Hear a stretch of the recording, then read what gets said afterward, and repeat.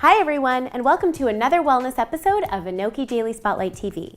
Today we're going to be joined by Dr. Sheila Lakhoo, and we'll be talking about vitamins, but not just any vitamins, the specific vitamins that a woman needs to take throughout the various stages of her life. Thank you so much for joining us here today, Sheila. My pleasure, Sonia.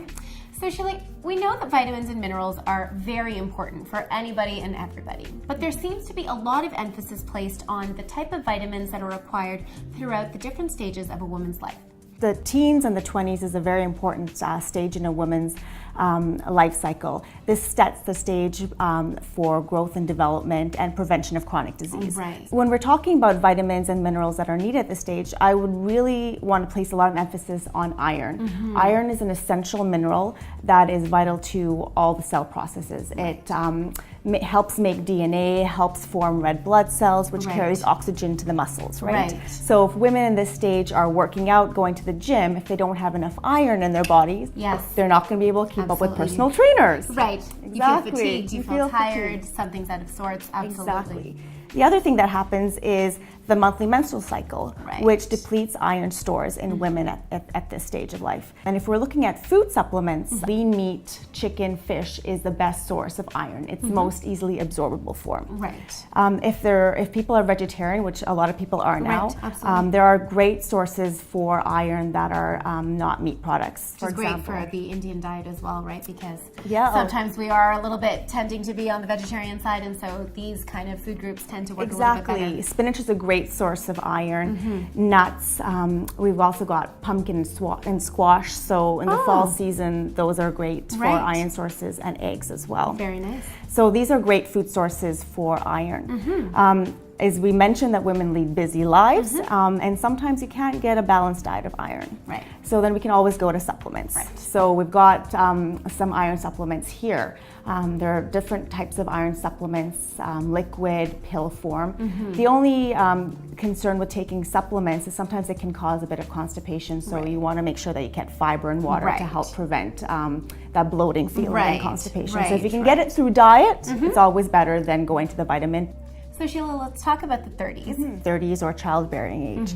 A lot of women at this stage in their life are thinking about getting pregnant. So there's certain vitamins and minerals that are really important for them to make sure they have enough of to ensure that they have a healthy pregnancy. Usually we ask them to increase their sources of folate or folic acid in their diet. And the reason that folic acid is so important, it is essential for cell division and synthesis. There are great sources for folate, which is actually found in certain foods, and then the folic acid, which is in supplements. So folate, for example, is found in a lot of foods such as spinach, kidney beans, and now a lot of cereals, breads are actually fortified with folate as well. Interesting. So most people do get a pretty good source of folate from their diet. Just their day-to-day diet anyway. Exactly. But when women are thinking of getting pregnant or actually pregnant, they would probably need to boost that up. So they would actually need to get supplements that contain folic acid, and there are different types of prenatal vitamins, all of which have iron and the other vitamins are important, but are supplemented. In addition, extra folate as well. Yeah, and that will hopefully prevent spinal tube defects throughout pregnancy. So Sheila, let's move along the spectrum and get into the 40s and 50s. The 40s and 50s tend to be the stage in a woman's life where they're getting into menopause. So whereas a lot of women think of them as two distinct stages in life, like the perimenopause and menopause the stages, they kind of blend in. Vitamins and supplements we're going to talk about are essential throughout the 40s and 50s. So let's start with omega-3s. There's a lot of literature and research around omega-3 fatty acids.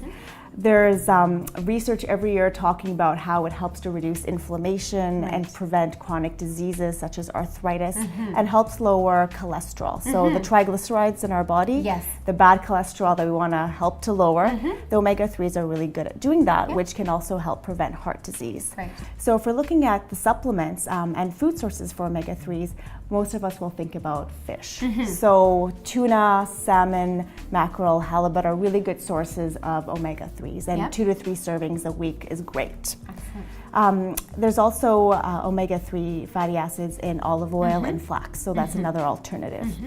And if women are not getting these foods in their diet, there's lots of supplements out there with omega-3. So there's liquid forms, there's gel caps. So if women are not getting it through their diet, then there's always supplements with the omega-3 fatty acids. So that's very important. And there we have it, some fantastic information for us women to follow as we go through life. For more of our show, catch us on ANOKHImedia.com and our YouTube channel, and be sure to interact with us on Facebook and Twitter. See you next time.